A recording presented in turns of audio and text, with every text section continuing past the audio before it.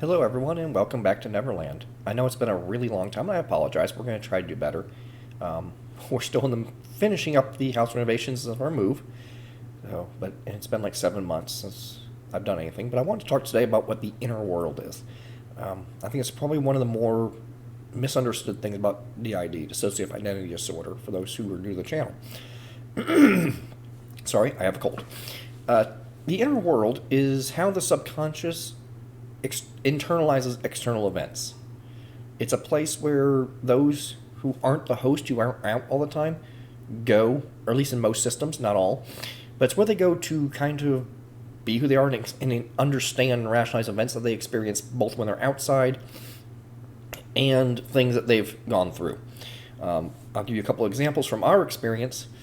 When we were little, different alters would come out, and again, we had no idea of this, and this is part of the why the inner world exists. We'll get to that in a minute. And some of us would be out playing with friends. Like, I'm hydrophobic. I do not like the water. I had a couple of bad experiences with it as a child, and I just don't like the water. I'm very uncomfortable in pools and even just being soaked. I don't like that feeling. Others in the system don't mind it. They would have fun playing with kids in pools and sprinklers and all that kind of stuff. So two of them, Caleb and Angel particularly, used to do this, when they were out and they played with kids in the pool and stuff. They'd have a lot of fun with it. But to keep that separate from, the rest of the system, which is all what DID is about. It's about keeping things hidden to keep, pain and hurt away. And so the system, each in the system don't know about others have suffered. It's a way to protect the whole conglomerate or commonwealth of people, as it were. These events got internalized in ways that they would experience something outside, in this case playing in the water, to something internally. And for those two, it was swim teams. They did a lot of swimming inside. It was a way for them to make sense of playing in the water and keeping that apart from everybody else. Not everything is that way. There's a lot of things that overlap. Another good example would be Pixie, Kitten, and Cat, particularly, playing games with some of the girls on our street. We had a lot of girls on our street in California where I grew up. Just what the neighborhood happened to have. A few boys and a bunch of girls. So, of course, having outnumbering, a lot of the girls would go off and do their own thing, play girl games. Sometimes we did too. And often that was one of the girls in our system out there playing, the dress-up game or cheerleading, particularly those two, or whatever they did. I don't know. Whatever girls do. Whatever.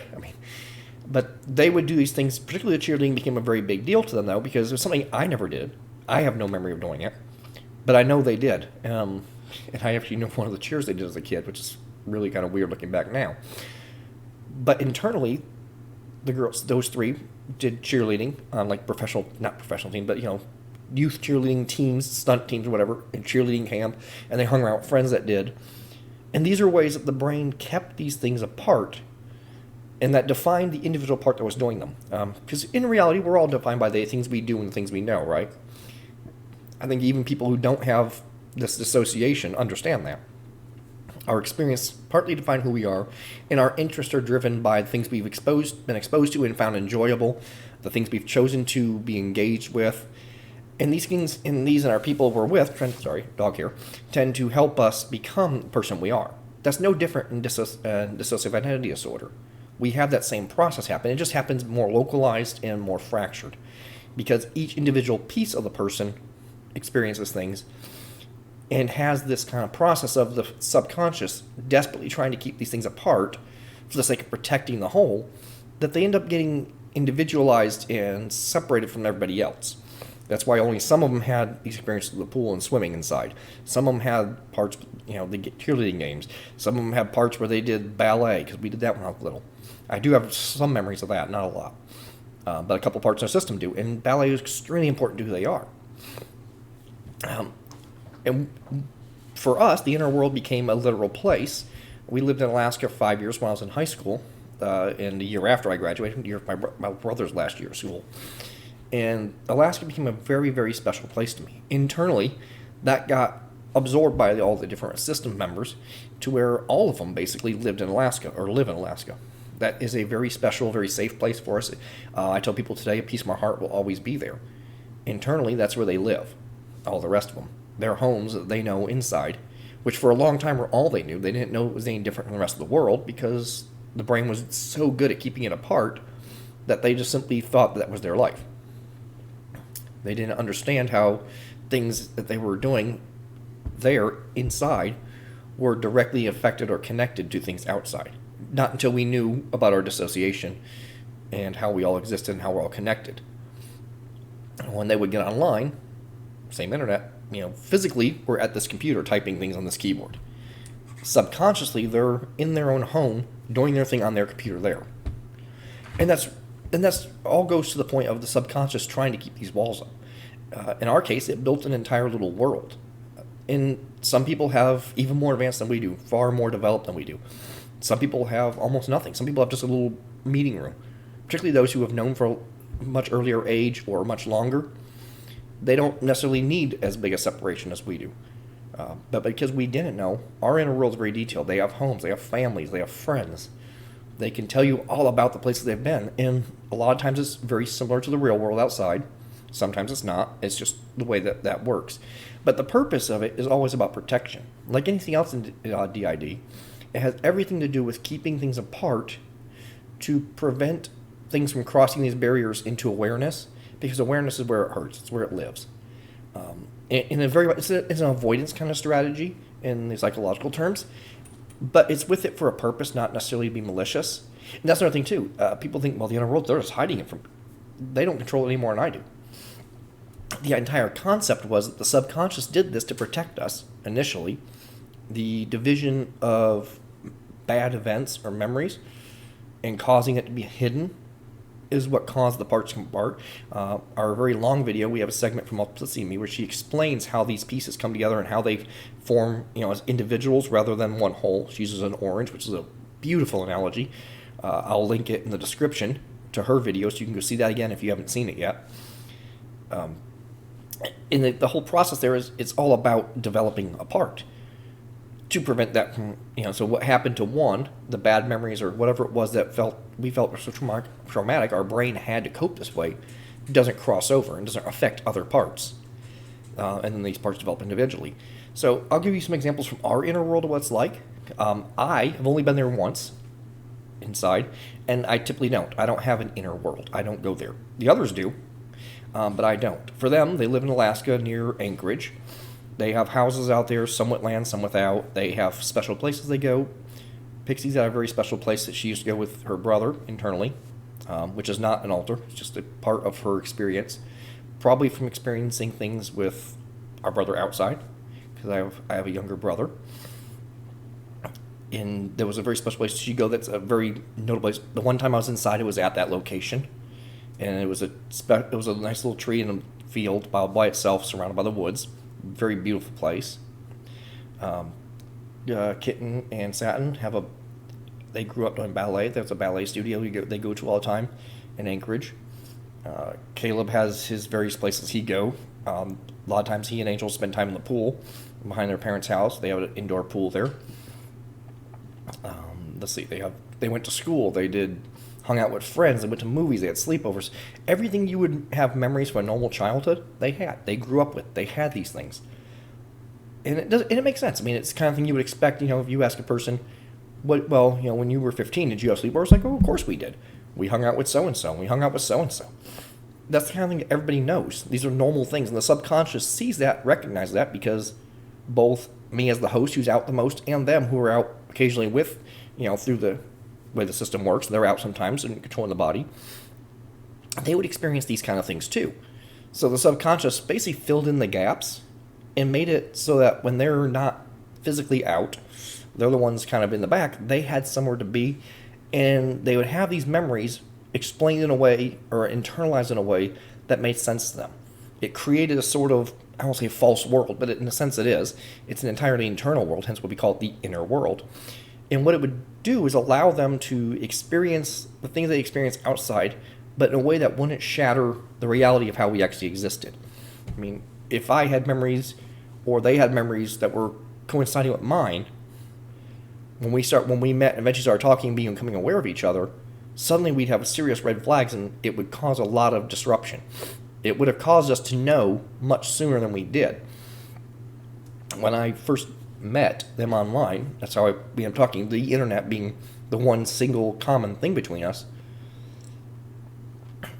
they were talking about things they would do. They only hung out in cheer camp and stuff, and they had friends' names and stuff.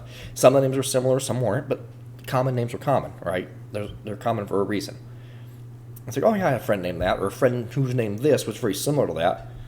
But it's something that will raise alarm bells. It's nothing in our brain that was like, hey, wait a minute, something's wrong with this picture, right? But again, that's also the subconscious. It knows there's nothing wrong with this because it's a protection mechanism. So when they were telling us about their world and things they did, it just felt natural because the brain knows it is. And it's no different in what we do, which is why internally they can be so different and why they express us so differently when they're out physically. And I saw a question in one of our community things. Someone asked about, are we going to have videos with others talking about things like this? And the long and short is yes and no. That's a difficult thing to broach because it's a little uncomfortable for them to be out seeing. Because when we record, we actually see the video right in front of me here of the body, which they don't resemble. They don't identify with exactly. So that may be a little awkward. That's probably coming, though, because they do want to explain their perception of things and their understanding of things, too, because it's very different than mine sometimes. Particularly when it comes to things like the inner world. Having never experienced it, I can't tell you how real it feels. Pixie one time described it, post-knowing, that it felt like a video game with lots of NPCs stuff, but more fleshed out. Being outside and being aware of it, she sees more details, more nuances, little things that seem more sincere, more real, authentic than internally, but the internal world doesn't feel fake. It is very much the real world in the sense that, where it exists, of course. And for a long time, they didn't know any different, so they didn't realize how different it really was. I know I didn't really explain this very well, and I'm probably going to cut it short here because it's almost 12 minutes now, and I try to keep them under 15. But I kind of want to give a sense of what this was, because it's one of the more confusing things about DID. These worlds exist, and they are real, but they're only real in the sense that the alters understand the world this way. And that's for a very good, like I said, it's for a very good purpose. It's for protecting everybody, and it's for... Imagine, for example, if you were trying to experience things but couldn't actually experience them. You knew you'd done something, but you couldn't contextualize how it existed or how it happened or why it happened. Sometimes the bad things that happen, it's particularly the bad things that happen, things that are really impactful and personality shaping, and things that you have to deal with and understand, hey, this happened and I don't know how to deal with this or how it affects who I am. I need to understand what this was. Those sort of things happened in the inner world to them so that they could understand it and explain it and feel in a way to process it. It was a way of processing events, sometimes good, sometimes bad, just like any other life. And for parts that don't know that they don't exist differently, that was extremely important.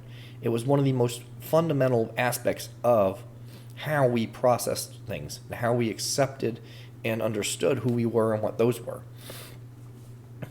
And for us, that was creating a robust, subconsciously creating a robust inner world, a mirror copy of sorts of the world, and putting them into and I think the reason why we put Alaska is because it was a very safe place for us. We didn't have sort of disruption and hurtful things there. We felt very safe there. We felt like we belonged there. It was a very quirky, kind of fun place, and yet very savage and authentic too. Alaska is one of those amazingly beautiful places that is so quirky because of the nuances and the weirdness of living there. The sunlight changing every day, the weather there, the extreme summer, extreme winter, and not much between. And particularly the winters being so severe. It's a kind of place where you can lose yourself, but you can also find yourself. And I think we did in a lot of ways, even though we didn't know it. We wouldn't discover our dissociation for decades after we left there. But Alaska always felt like a place that we belonged. Even I, personally, before I knew about the dissociation, I've always told people that a piece of my heart will always be there. I'll always call Alaska home. So I think that's part of why that inner world became an expression there. If it was a place that we felt like we belonged. So while a lot of the events that the alters particularly experienced growing up or in other places, internally it became there where they lived because it was a place they felt safe, and these things could be explored, both the good and the bad. They could be understood in that context. And the brain was trying to process it and make peace with it, just as we do. That's what therapy's for. We're trying to explore these things and figure out what was what. It's not important in all cases, but it is in the very severe ones, the ones that caused the problems that cause our dissociation in the first place, it's important to understand these and process the pain that caused it. That's how we get more connected. But the inner world's a huge piece of that. Understanding that when they're not out, they have a place to be, they have families, they have a life. It helps them keep mental balance. It helps, particularly since we don't have a great system here externally where all of us are open and able to be and express ourselves as we are. That's a very difficult and unusual thing, particularly with some of the alters. Some of them are very different than me. Many of them are girls. That alone is a very fundamental, huge difference. And until we can get to a point where that can become just part of who we are as a whole and start pushing towards that more singular sense, the inner world will continue to be extremely important to them. It will be a place where they have that refuge, where they have that acceptance, where they have that sense of normalcy. And until we have that, the inner world will always be a special place.